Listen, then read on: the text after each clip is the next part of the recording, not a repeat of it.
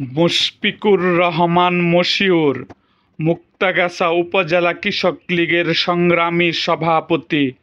৭ জানুয়ারি সংসদ নির্বাচন ও ২১শে মে উপজেলা পরিষদ নির্বাচনে যিনি বিশেষ ভূমিকা পালন করেছেন, রাত দিন ট্রাক ও মোটরসাইকেলকে বিজয়ী করার জন্য পরিশ্রম করেছেন, শরীরের প্রতি খেয়াল করেননি, সেই মুশফিকুর রহমান মশিউর অসুস্থ হয়ে হাসপাতালে ভর্তি।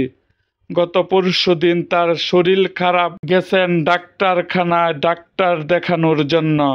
ডাক্তার তাকে হাসপাতালে ভর্তি হওয়ার পরামর্শ দেন।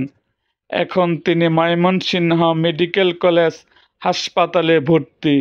মুক্তাগাছার সকল জনগণ তার জন্য দোয়া করবেন।